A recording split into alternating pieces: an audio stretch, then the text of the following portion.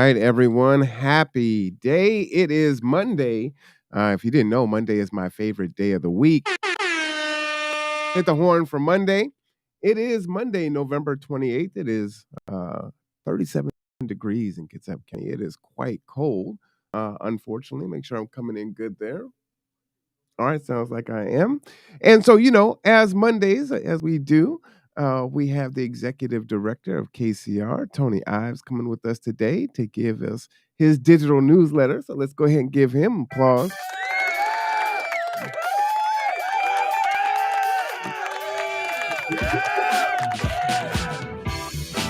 How you doing there, Tony? I'm good, Marwan. I'm blessed. How are you doing? I am the same. I'm feeling pretty good, trying to stay safe because I don't want to get sick like this RSV or whatever that is going around. So I'm a little terrified of it. No, I'm the same way. I don't even know how that gets transmitted. And it's just one thing after another, right? When somebody says they're sick, I'm like, COVID is gone now. It seems like, no, RSV, I don't have COVID. I'm like, okay, well, Well, hopefully we'll have Dr. Gibb on soon because COVID is making a resurgence. And right now, all of the 20% of all new cases are Omicron, 80% are a new variant. So we'll get Dr. Gibb on and have a conversation yeah, about that. he's pretty cool. He called me last week. I'm going to hang out in front of the KPHD board next week. Oh, And nice. yeah. So we haven't seen you in a while. So you want to kind of fill us in? You want to talk about the fun stuff? You want to get right into it, sprinkling the fun stuff? It's been a long time, but let's talk about your holiday, Marwan. How was it? How's your family? So the family as well, but for me, my holiday I spent inside. I didn't eat any holiday food. I actually, I'm very embarrassed to say, I had Arby's curly fries out of the freezer and cheese hot dogs. I was living like a college student. So the funny thing is even though I do all this extroverted things, I'm very much an introvert. So whenever I get a chance to withdraw and recharge, I take advantage of it. So it was fantastic, very peaceful. That's good. That's great. Well, I did cook. Oh, what'd you cook? Yeah, I cooked. I cooked for the family. My sister, she was in charge of the bean pies and the greens. Of course, she forgot the greens on Thursday, so I had to go find them. Right, it Hmm. wasn't easy, but yeah, it was great. Family was great, and yeah, that Thanksgiving is just one of my favorite days of the year because you don't have to buy anything and you can just be with your family and friends and be thankful that you're alive and thankful for things that for each other. So, So you got to tell us the secret now. Where do you find greens last minute? Because that is hard to do in Kitsap I, County. you know what? I went to Gig Harbor. I was out in the Key Peninsula for Thanksgiving, and three of the markets I called. None of them had it. I went all the way to Gig Harbor to the Fred Meyer's over there and grabbed some greens. It was a trek, but had to do it. Right. All right. Shout out to the Fred Meyers She and had Gig Harbor. one task: make the greens, and she didn't buy the greens. Well, hopefully she doesn't watch this because she's being put on blast today. No, I should have talked about her. um, So what's happening with KCR? I know you want to talk about the community needs assessment. There have been the focus groups, which have been fantastic. I know the NAACP has got one coming up here soon. So yeah, jump right on in there. okay, so it's been a while. It's been since the end of October since I've been on, and a lot has happened. So we're working to basically scrub data, prepare the dashboard, and going through focus groups. I'm going to talk a little bit about that as we go forward. But again, I just want to credit all of our partners, all of our community partners, Kids of Immigration and Kids of Regional Libraries and United Way, Molina Health, Riverton Housing Authority, everybody that's been involved in this process, even the Riverton City Council and Kitsap County government. And we wouldn't have had this type of response without help from everyone. So I think I mentioned we had over 4,500 respondents, and now getting into the focus groups and digging deeper into questions and answers that maybe you can't see just using data. And so that's what we've been doing before, or doing now anyway. I want to give special thanks to Kids of Public Health, Gil's team, that's Carrie Hunter and Jessica Guidry and Maria Fergus. Maria has been instrumental in being part of the focus groups, and taking notes and asking questions. So really appreciate the entire team, and it's great to work together. So, Fantastic. so if I go too quickly, Marwan, just stop me. Just Okay. ask questions. I'm trying to fill time. Last time I thought I couldn't use an hour, but it turned out I could use an hour and a half. But I don't know if it's going to be like that this time. So we've had about 7 focus groups so far, and we have 5 more set up. And Okay. you mentioned the NAACP. We've got one for the LGBTQIA community as well. We're trying to do a focus group with folks that are frankly right outside of our building. The population, that's vulnerable population, and hopefully we'll get that set up as well. And then a couple of more. So last week, last week was Thanksgiving week. It just seems like so long ago. The week before, we had 2 focus groups. One of them was with the Birmingham Black Student Union. Hey, come back on. There we go. The Birmingham Black Student Union. We maybe had almost 30 people here um, that night. It was a Thursday night, I believe, or Tuesday night, and it was a long night, but the turnout was fantastic.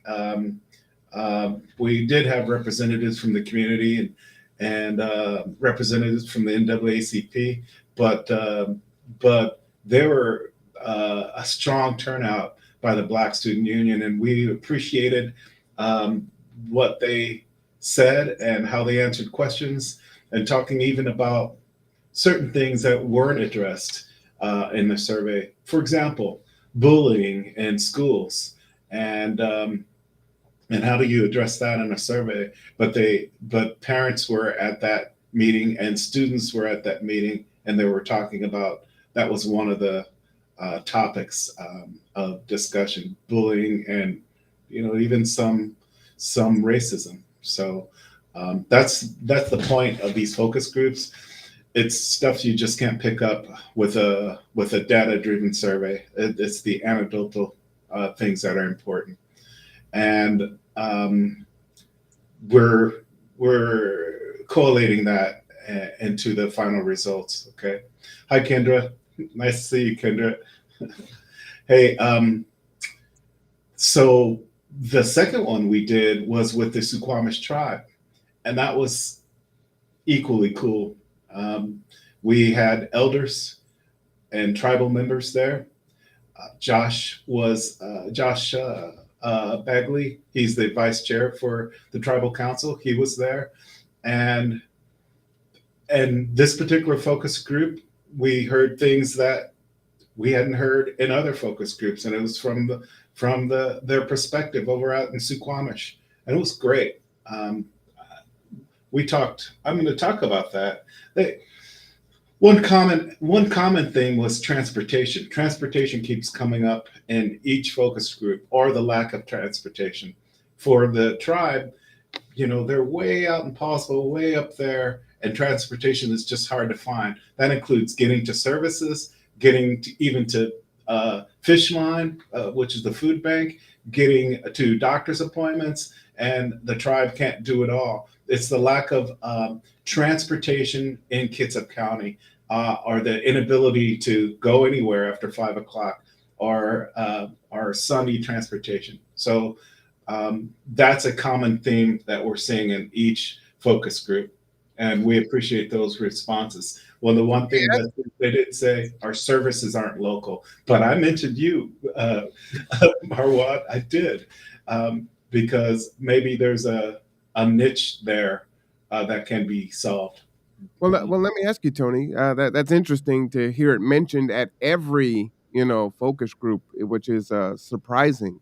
Um, is there some ways that we can be intentional about connecting and filling that gap?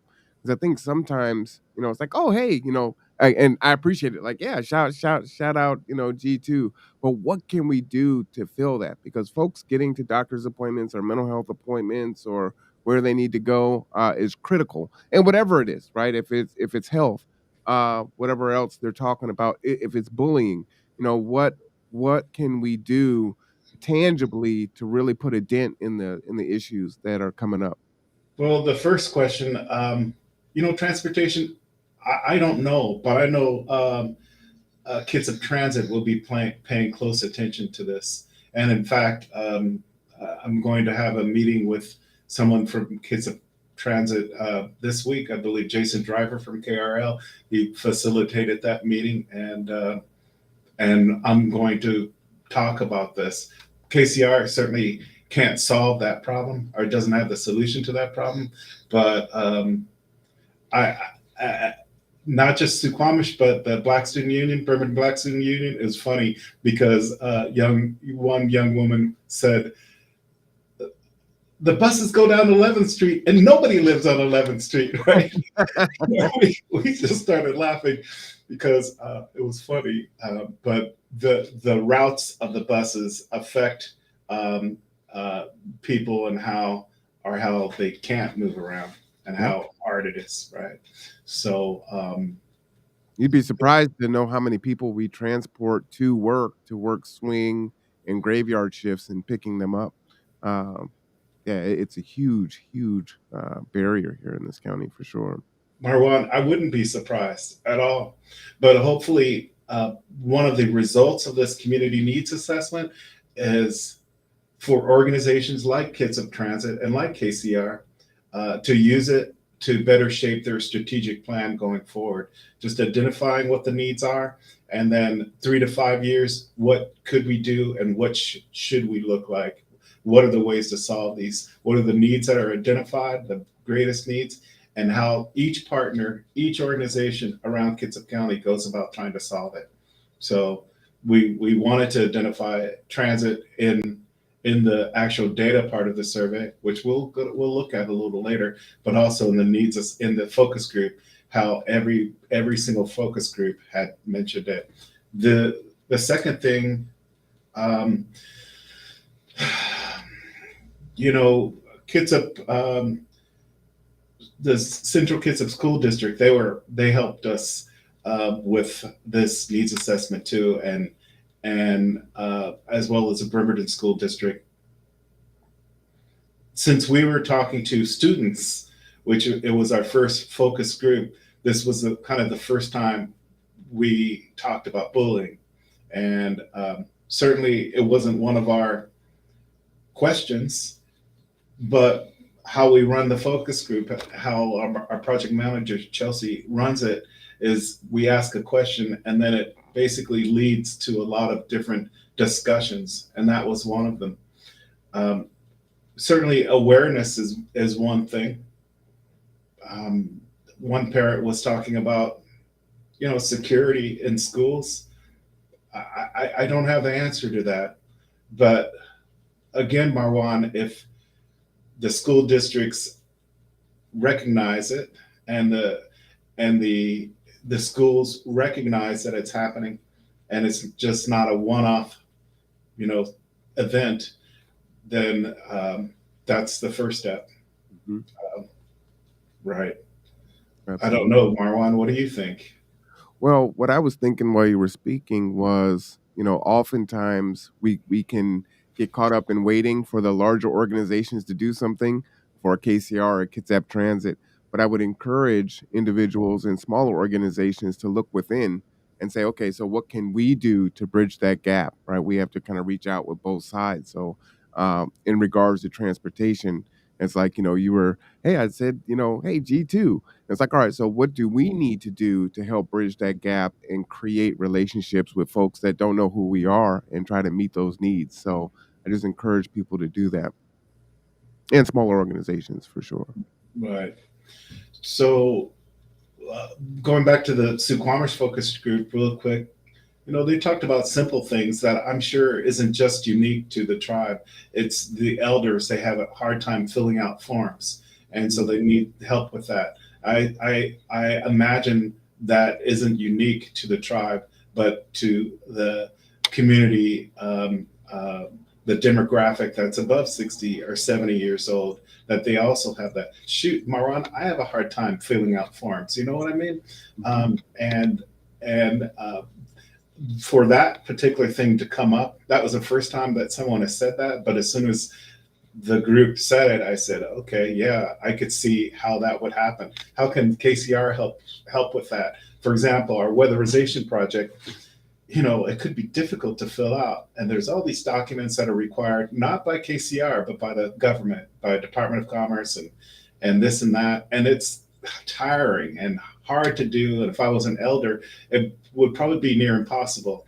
And what we suggested with the Suquamish tribe is that maybe we embed somebody over there for a day or two and go through the process. Or maybe we train someone there at the tribe to do that work, and then we come out and pick up all of the paperwork to process it. So our weatherization team, for example, there's a very specific example, okay, but so our weatherization team can go through the application process for the elders or for people that require assistance.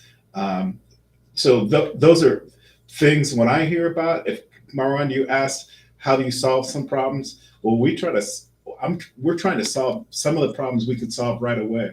You know, people just haven't asked. We didn't know about it. Mhm. Okay, we can do that, right? And just that one thing can go a long way to building a relationship. You know what I mean, Marwan? No, And to helping the community. So it's that one. there's a lot of cultural, things that will prevent folks from asking from help, right? Or asking for help.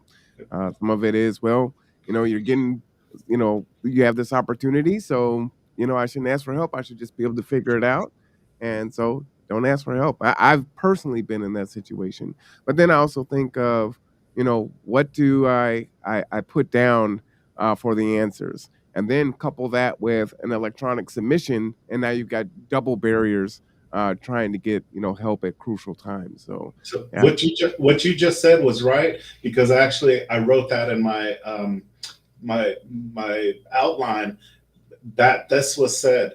Elders don't want to ask for help because they won't admit that they need help, and I'm sure that is not unique to the Suquamish tribe. It's everybody, and we have to recognize that, right?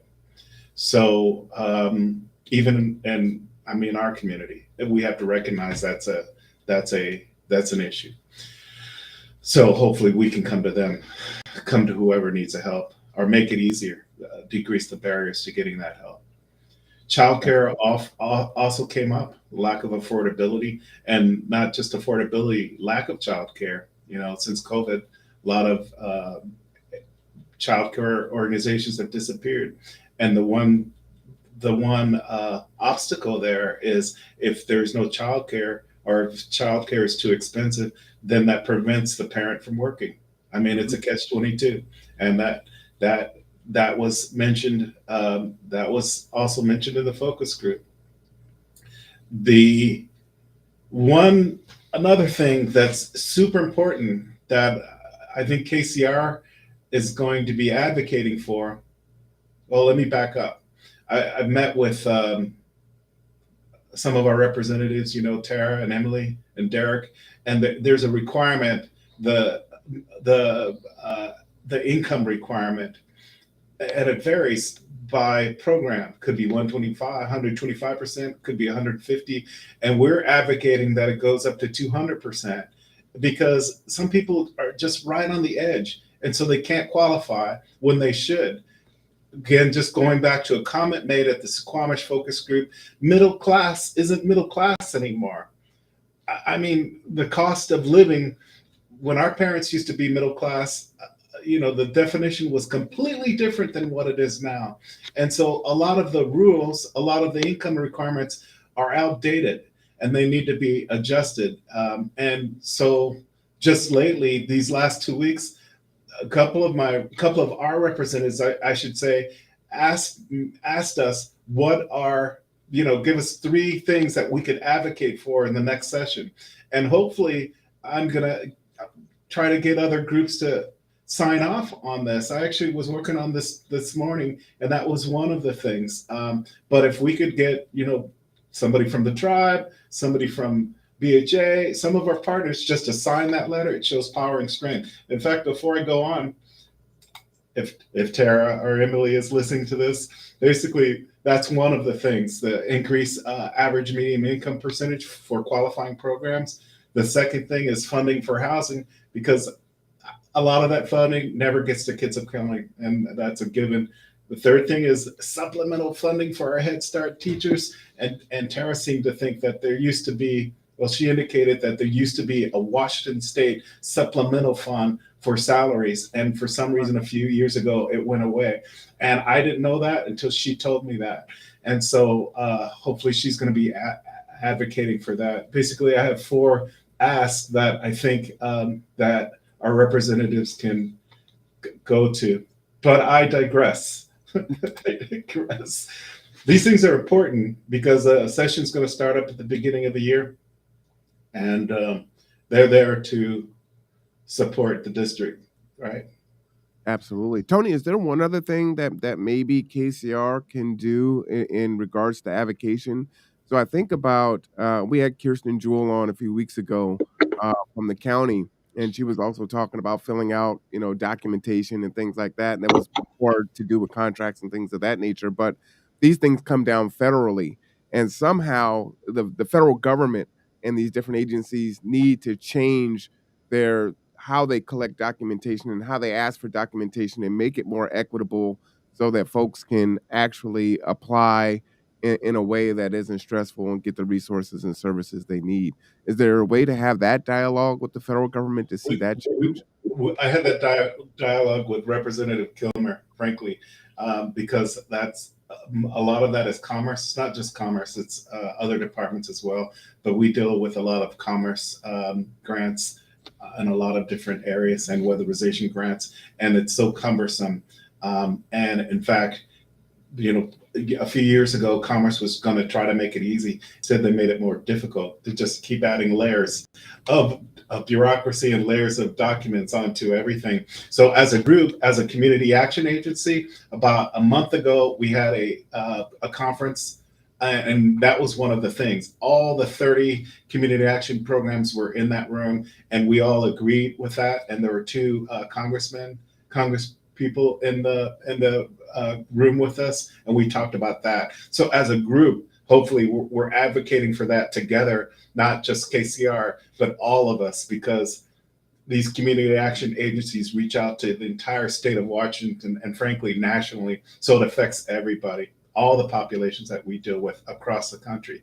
So Barwan, I'm glad you said it, and we are trying. We are talking about it. And what I found in my short tenure here at KCR is if you get a relationship with your congressperson and you pick up the phone or have one of your clients advocate more directly, they listen.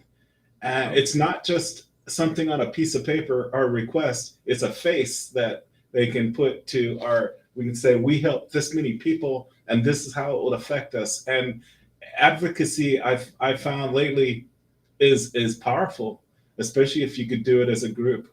There's greater impact with your voice, right? Absolutely. So thanks for that, Marwan, because I'll just add that to my list of four.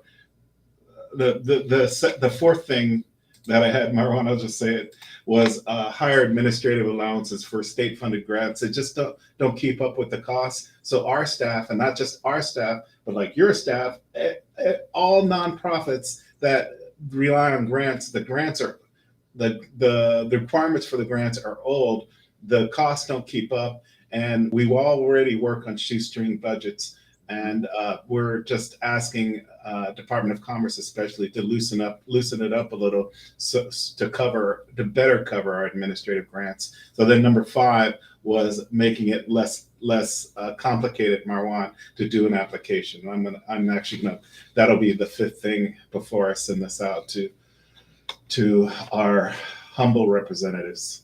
So Yeah, that would be huge. That'll make a tremendous difference. I'll report back to you on that one. Okay. Uh, I'm serious. This is cool. This is great. I mean, if we could talk about it here and exchange ideas and then see some progress on it and then tell everybody, that's effective. So let's see. I'm just gonna uh, briefly finish the. Wow, it's almost 10:30, Marwan. I can't believe this. I better get going. So You always get so worried about filling time.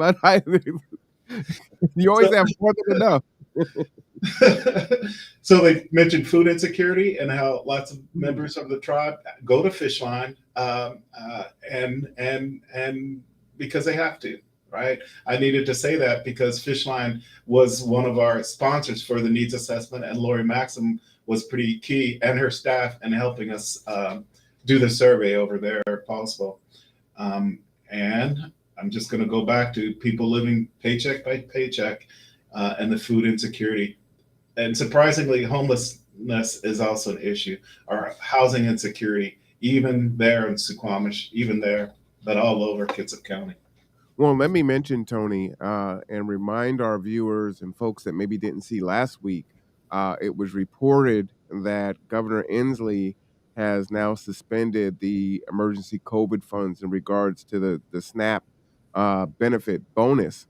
So that is going to end here at the end of November. So in December, your SNAP benefits, your food stamps won't be as large as it was before. And it's very unfortunate that it's happening now in the month of December. I mean, there's never a good month, but there's a lot of folks that celebrate the holidays, and you've got the holidays and New Year's. And so it's definitely going to be an extra hardship on top of it. So if you haven't heard that, please get that information out to individuals and families so they know, and get them to food banks and to some other resources for sure. And support the food banks when you can, because they're an important resource all through Kitsap County. Lifeline, Fishline, Helpline, um, all through Kitsap County. They play an important role. So let's see, just briefly recapping, because I won't spend too much time on the other focus groups, but transportation, healthcare, and also what the tribe. They did mention healthcare, but really it's prescription costs is what they wanted to Mm. talk about. How high prescription costs were. That was the first time we've actually heard that under healthcare, so that was important. So let me ask you, is there anything that KCR can do in regards to advocating for lower prescription costs? Tell you what, this is why Dr. Gibb invited me to come speak in front of the board. Last week there was that. Remember that equity, that healthcare Mhm. summit. Well, I was talking about the focus groups and healthcare and some other things, and he called me right away and said, "Hey, can you talk about the findings of the focus group in front of the board so the board better understands this?" I don't know that KCR can directly affect it, but we can certainly advocate for it. Everybody knows there's a problem right now with the healthcare system. Prescription costs, though, that's a federal government issue, Mhm. and everybody knows it. I don't. My lobbyist isn't as big as your lobbyist. You know what I mean? And that's a problem with Washington D.C. But I won't get into the politics of lobbying. But something does need to be done because it is a problem. Prescription costs, especially when insurance doesn't cover it. If you have insurance. If you right. So, all right. Let's see. I'm going to. I'm going to pull up the dashboard, Marwan. Oh, I love it.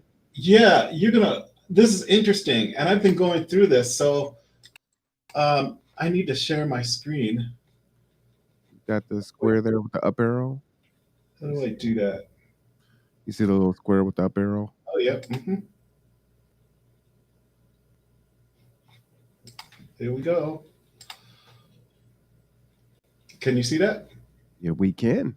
You're gonna love this. So this is just the first design of the dashboard, so we can see we can fool around with it. So everyone will be able to do this. All the organizations will be able to not manipulate, that's the wrong word, look at certain demographics. So let's try one. Here everything says all, right?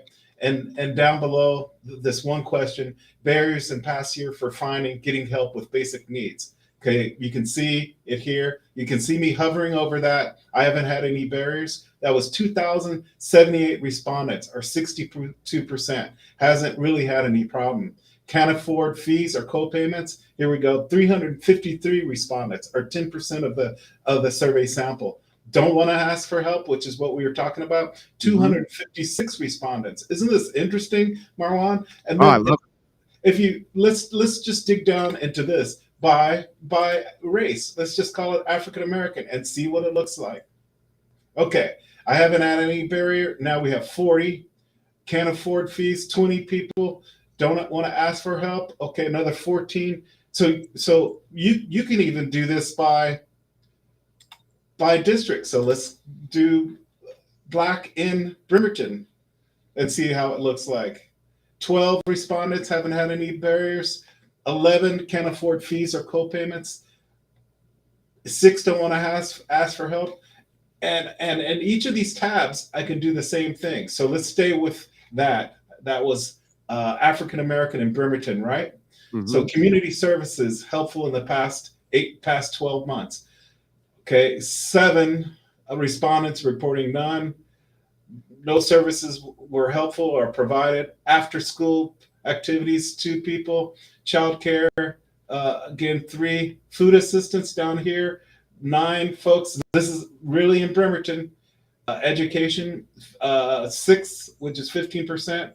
Public library, again, the question: community services helpful in the past 12 months. So 23% reported the public library.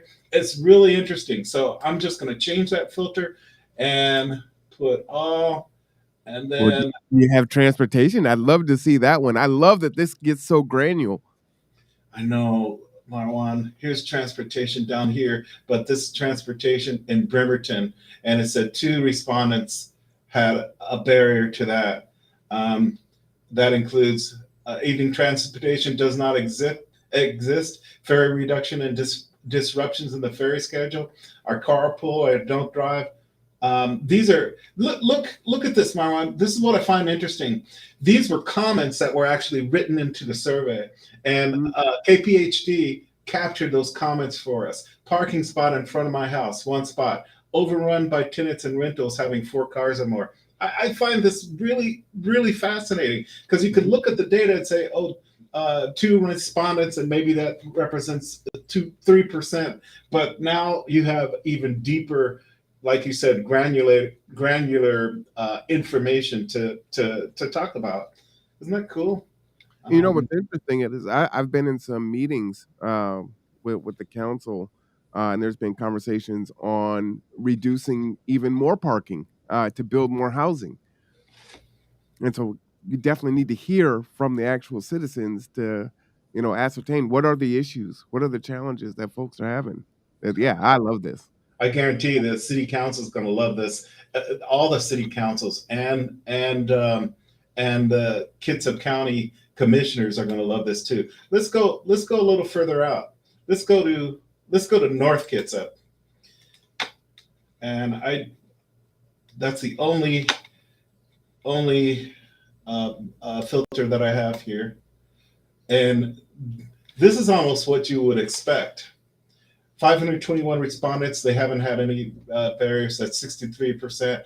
Or 87% haven't used any of KCR's resources. But if you go down to the community service helpful in the past 12 months, okay, public library, 43% uses that. That's 349 respondents.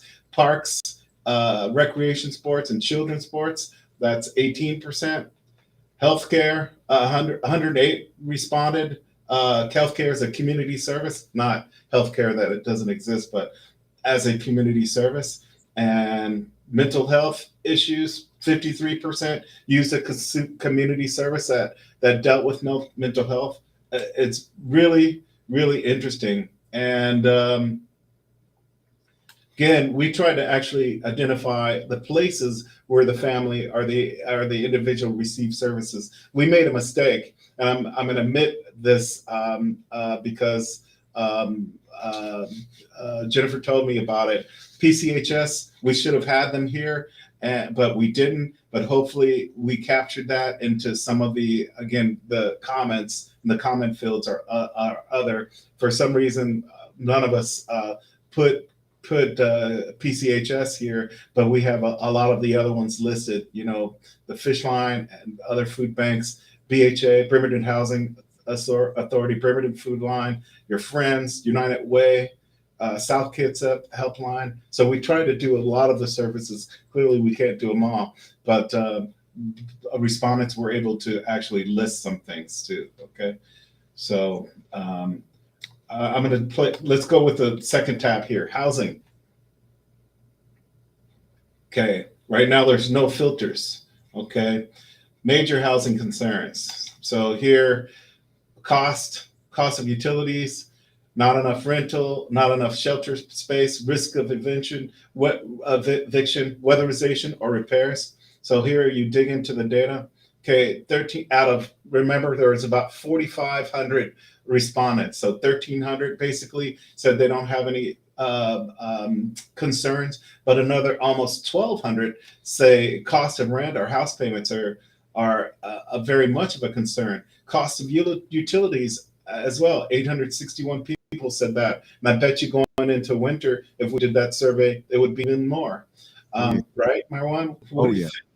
So not enough housing, 646 people indicated that. We all know there's a housing shortage here in Kitsap County, and then so on and so on.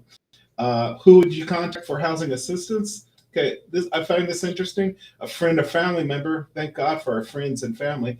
11% will go to their church. That's 333 people. And some would go to, the fish lines and helpline and there's housing kits up right here. 382% would go to housing kits up or the United Way. And then 1,260 people were not sure where to go. Wow. And think about that, right? They weren't sure where to get housing assistance. I mean, Marwan, this is powerful information. What we were trying to do, and Chelsea always says this, is identify the gaps in services and really the gaps in information. I find this one thing here just hard to believe, well, easy to believe, um, but an important thing that we have to solve. Well, what's remarkable about that is, during COVID, all of the work that the county, the city, the agencies, the buying fours, all working together to get the eviction assistance out there, and that's still such a high number of folks that don't know where to go for help. So, even with all that great energy and providing those resources, there's still a lot of work to do. To 1,200 people, Maron, 43% of our respondents said that. And I'm so glad we have such a large sample because this would have looked different if there was only 500 respondents. But again, this is across Kitsap County, across demographics, across incomes, and you can do that. You can dig down into the data and see it. Making under 15,000, living in Port Orchard, what's the answer, right? And how many people said it?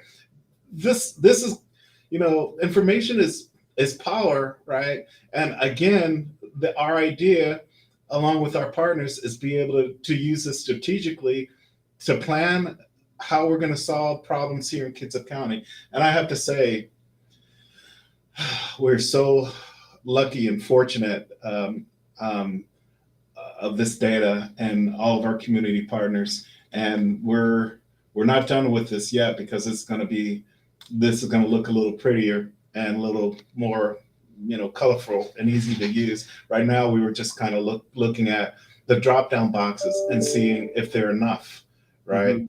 And and if we need to look at the data a little differently. But this is a really good start. So if you go to the other services, which is our last tab, you can filter by school district. Remember, we wanted to identify uh, zip code where you work and zip code where you live. Remember that? We were Right. talking about Bainbridge Island in particular because one of the council members there, he said a lot of the city staff in Bainbridge Island can't afford to live in Bainbridge Island, right? Ah, But they work in Bainbridge Island, so they have to commute, which is just as wrong. But that's why we did that. But let's just put one more filter and see what it says. Let's do this one: Asian or Asian American.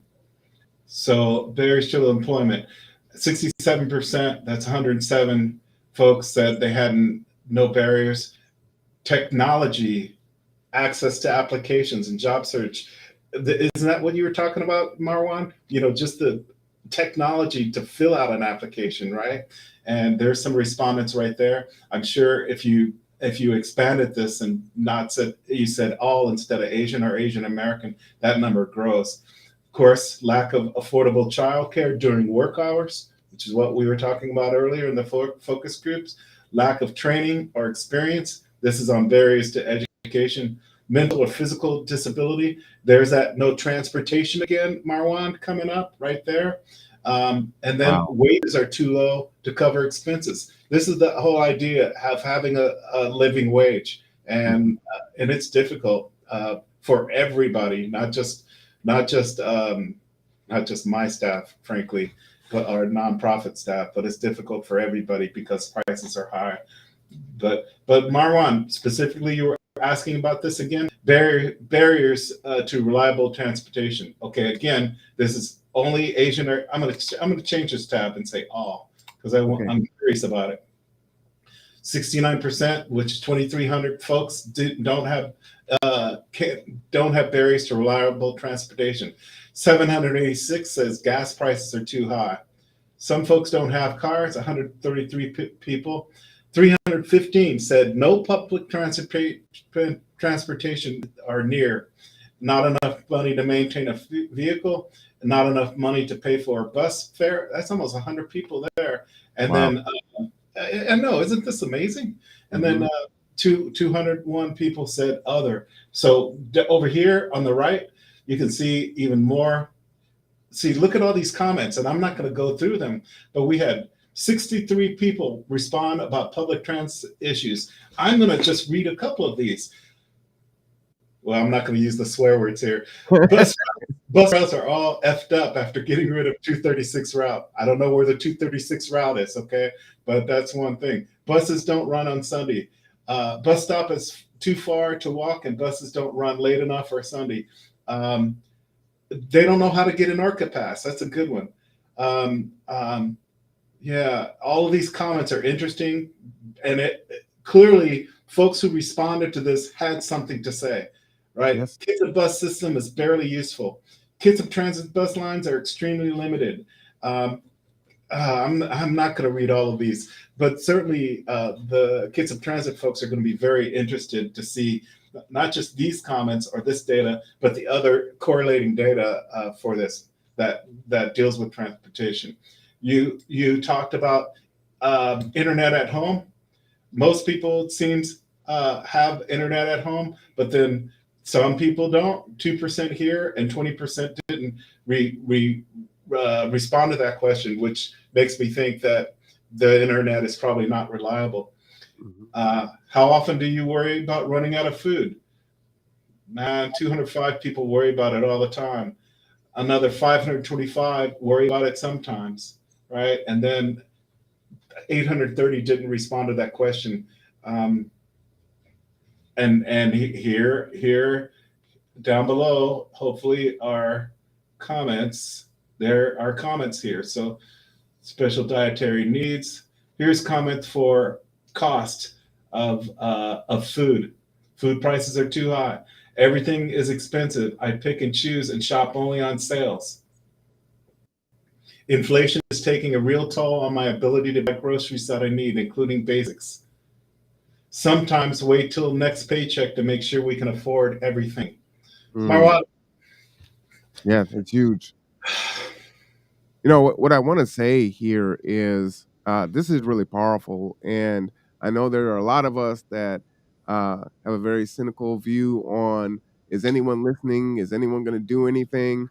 And I love that you're doing the focus groups and coming on here and sharing that out because what it's showing is people are listening. They want to know, they're listening, they're having bigger conversations, and the next time this assessment is done, it'd be great if these numbers were to double or triple because people are actually paying attention, and that's huge, folks. You're being heard, well, and Marwan, I hope people are paying attention.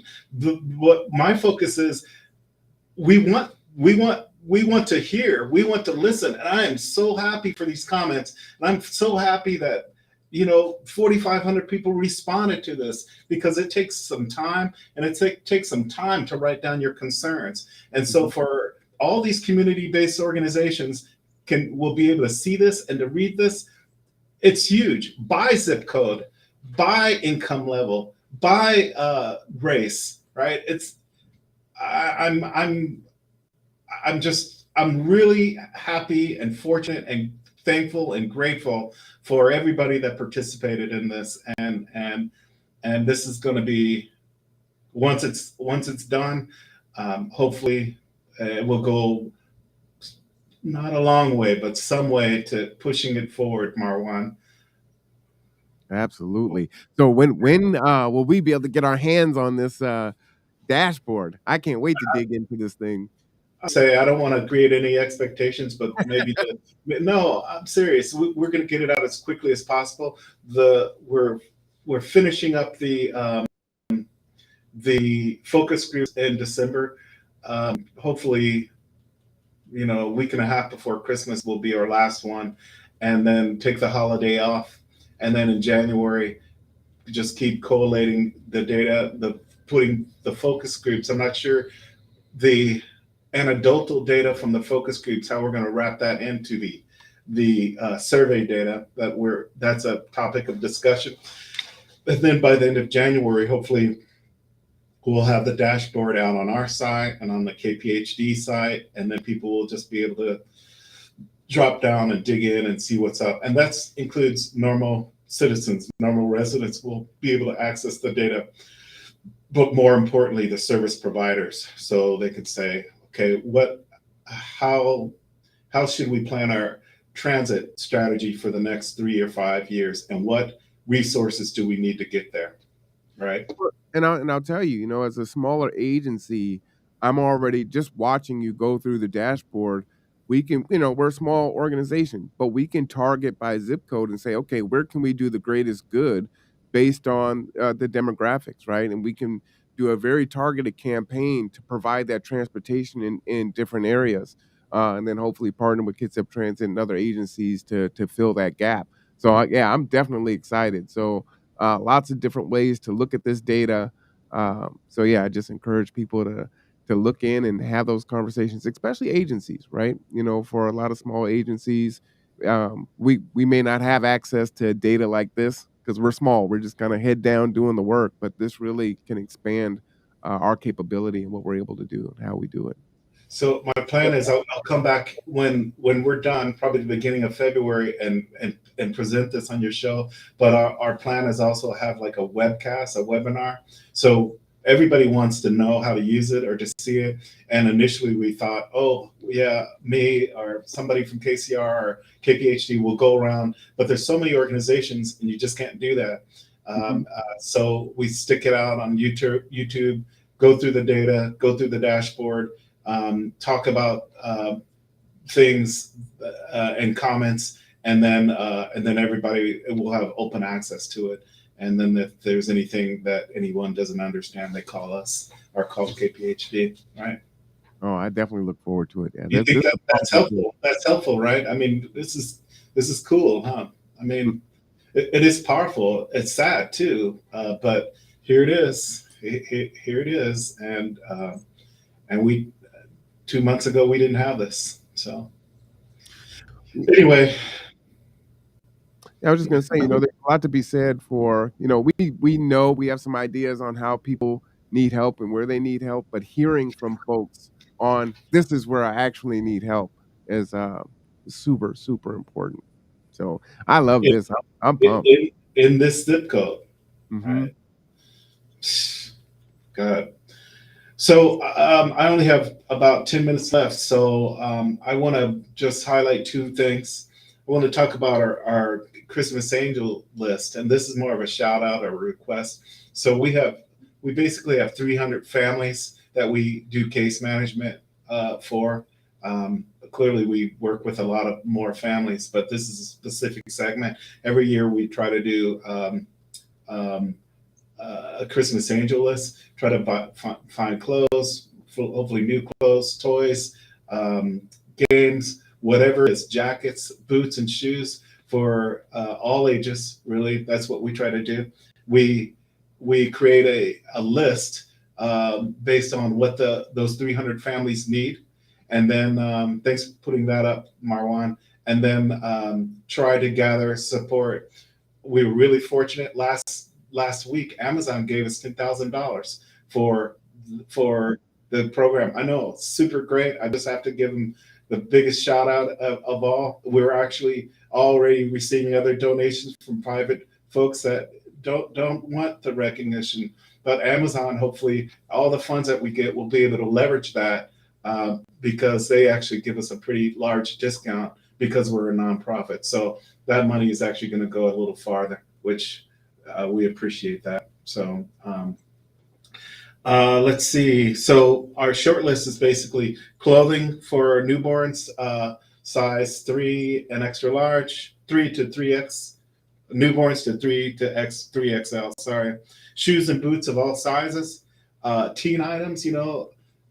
I haven't been around a teenager in a while, but anything a teenager needs, teen items. And then also, we had a few volunteers that came in that helped us last week, and even just one or two volunteers are really great. And we basically start on January or December 1, and it goes to December 16th. Families come in and basically shop. They go to 1201 Park and shop for what they need. We set everything up in the old gym there, and that's how we're going to do it this year. So we always need volunteers, and there's if you want to volunteer, there's the link right there, and Monica would reach out. Monica Atkins, she'll reach out to you and let you know. Arwan, I appreciate you doing all of this, what you just did, especially the donations and the Christmas Angel Project. I appreciate that.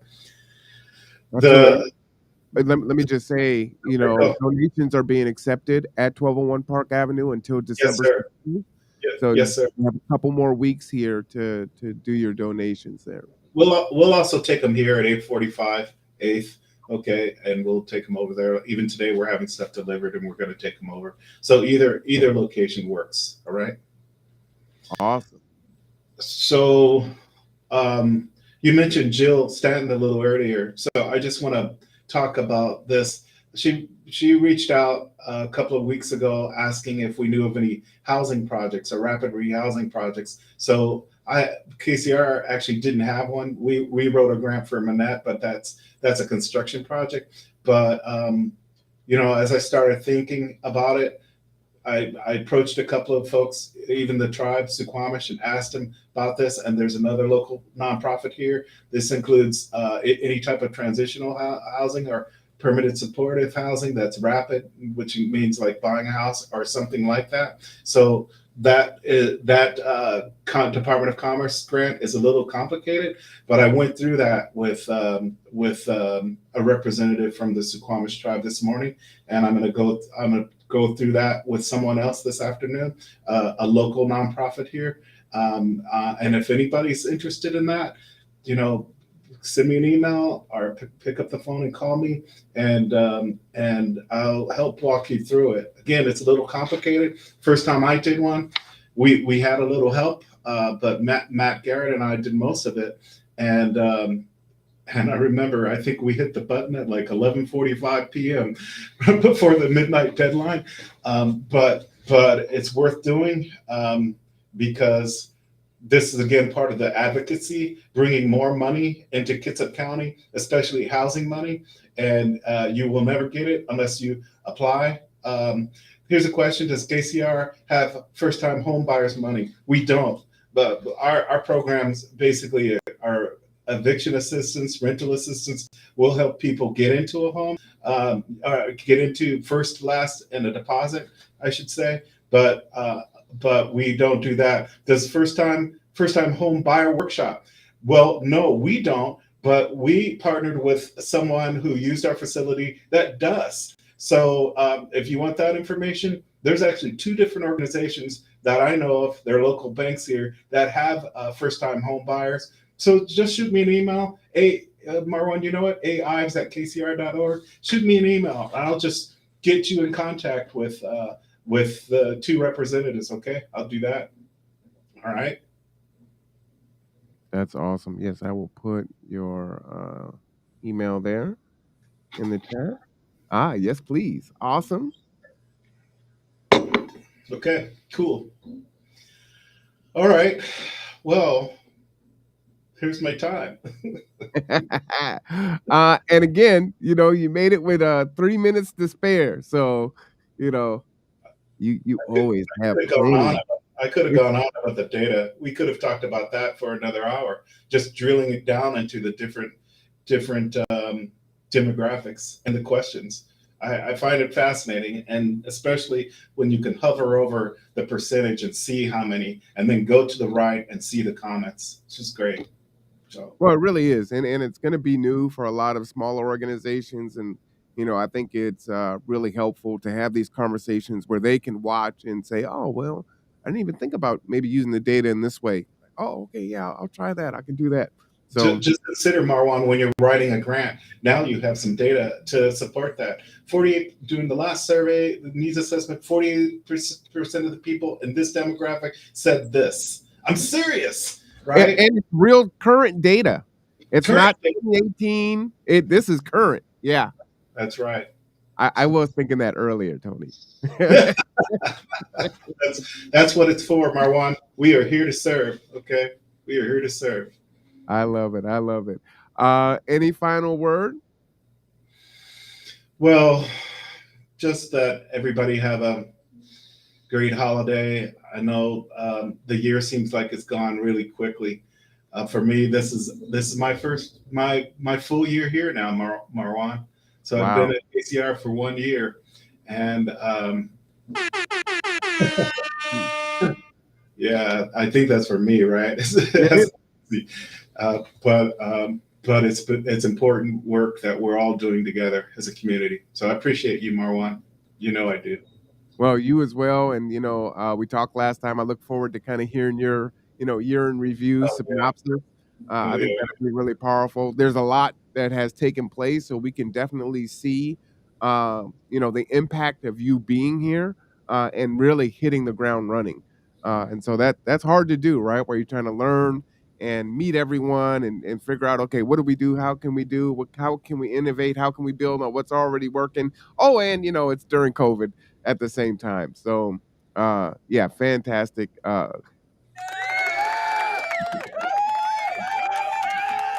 Absolutely deserve it. Give folks their roses while they're here. So a huge bouquet to you for sure. Um, Yeah, it's awesome. So I look forward to continued conversations with you. If you have any questions for Tony Ives, his email is there, aives@kcr.org. Very accessible. Of course, if you do put in questions or comments later on in the podcast, because many folks will watch this later, I will forward those on to Tony so he has those. And just like I said, reach out. You've got the Christmas Angels community needs assessment. The new one will be coming up. You can just go to the website and see where they're at. Let's see, the next one is not listed here yet, but Yeah, they'll pop up as the, soon as the- they, yeah. We will be updating that. Okay, because we have three more planned. Hopefully five. Okay. Yep, absolutely. And don't forget, that's a $25 gift card, food and childcare for those that are participating. So really want to make it accessible for everyone to participate and have their voices heard. And as you can see, you know, you've got the executive director going through the data and reading individual comments. So people are listening, folks that can actually make a difference are listening and they're sharing that data out. They're not just keeping it internal. As Tony said, he's going out to Kids at Public Health and communicating with the board, you know, the things that people have shared and what's important. So this is how change looks, right? This is change in action and it's tangible and it feels really good to see and be a part of. So definitely thank you. We thank Tony for his time. Our normal programming will continue Wednesday, Tipping Points and Puzzle Pieces at 1, Bremerton Housing Authority and KCR at 3 p.m. And then we have the CK school board meeting that evening. And this Friday we will have the NAACP event. There's a lot going on. So if you haven't subscribed, like and share to the conduit. One last comment. Oh, thanks, Marwan. You're very welcome. And we will see you next time, everyone. All Okay, right. bye.